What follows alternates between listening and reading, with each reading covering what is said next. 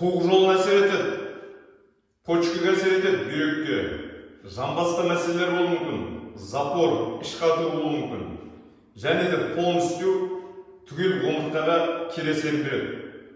Егер сізде осындай болса, беліңіз ішіне кіреді, ішіңіз алдына шығады. Бұға арналған 2 керемет жаттығу бар. 1 минуттан 3 минуттан жасауға болады. Қазір біздер бір жаттығуды 1 минуттан жасаймыз. Ендеше менімен бірге жасаңыздар. Бірінші жаттығуымыз.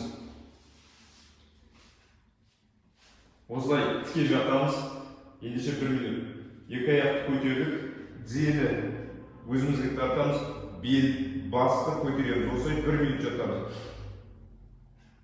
Жібермейміз, естеріңізде болсын. 1 минут. Дыхание, тыныс алу еркін.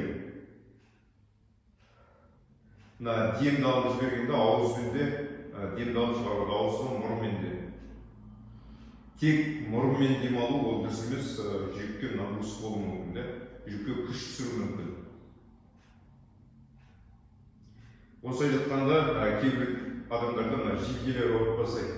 Мойын остеохондрозы болса,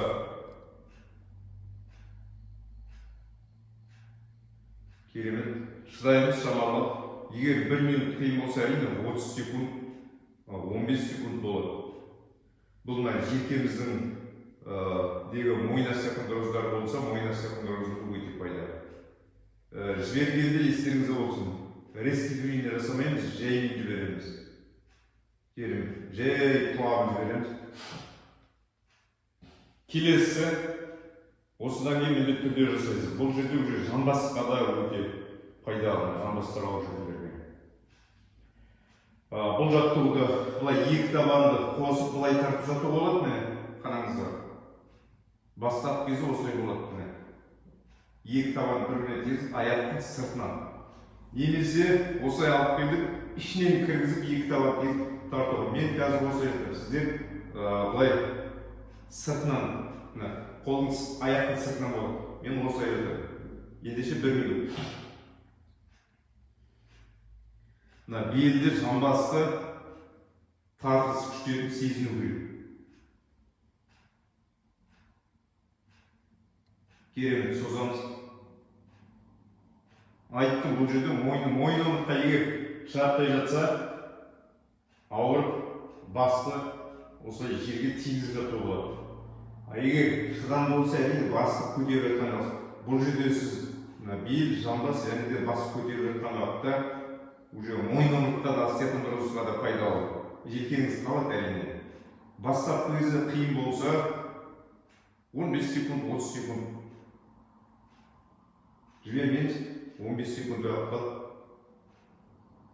созамыз. Есіңізде болсын, тұрғанда резкий движение жасамаймыз. Қазір техникасы көрсетем. Керемет, рахаттанып жатыр бел, жамбас. Жай жібереміз, резкий движение жасамаймыз. Сразу тұрмаймыз, аяқ қолды созамыз. 10 рет демді алып жүреміз. Мұрынмен демді аламыз, аузын шығарамыз.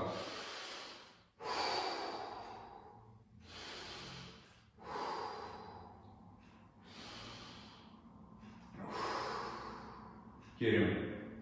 Аяғымызды жинақтаймыз, қолымызды жинаймыз. Бірінші олай қырынан жатып аламыз, қолымызбен тіреп тұрамыз. Күнделікті 1 мезгіл, 2 мезгіл, немесе 3 мезгіл жасауға болады. Оны лайк басыңыз, комментарий жазыңыз.